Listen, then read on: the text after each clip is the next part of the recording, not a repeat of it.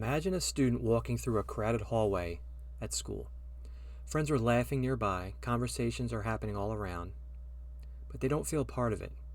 Later that evening, they open their phone and start chatting with an AI companion. There's no judgment, no awkward silences, no risk of embarrassment. The response is instant, personal, and affirming. And for that student, it feels like safety. We're seeing a quiet shift in how some students experience friendship. AI companions, often embedded into chatbots or virtual avatars, are becoming more than novelty tools.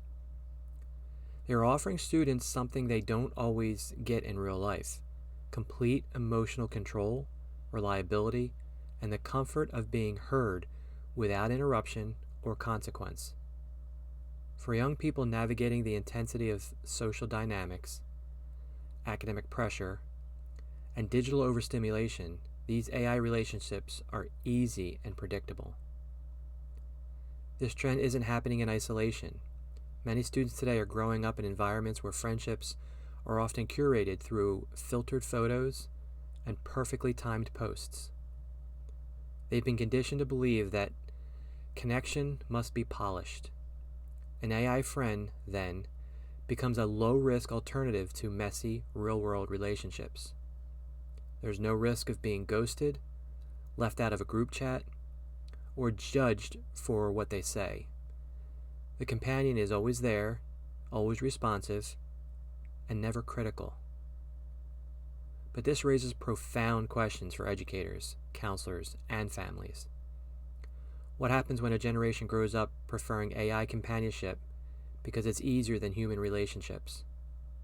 Are we preparing them to navigate conflict, discomfort, and the nuance of human connection if they're practicing connection only in artificially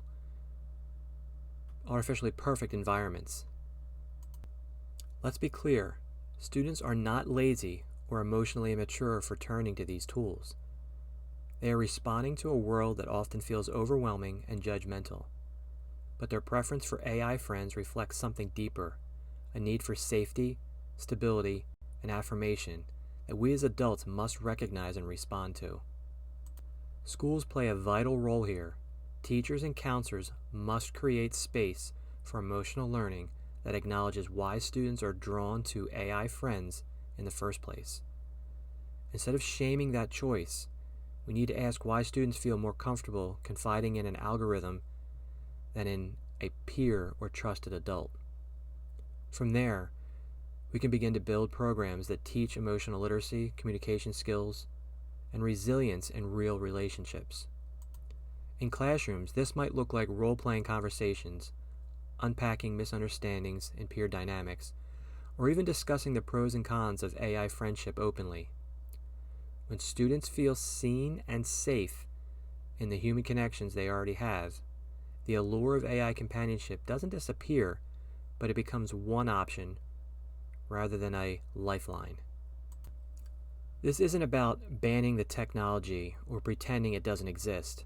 It's about helping students understand the difference between emotional support and emotional simulation.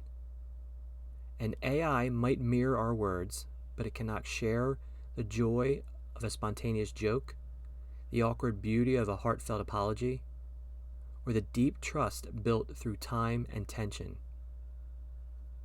As AI companionship continues to evolve, our role isn't to panic, it's to stay present, to ask students what they're seeking, to meet their needs in human ways, and to remind them, even in a digital world, real friendship still matters most.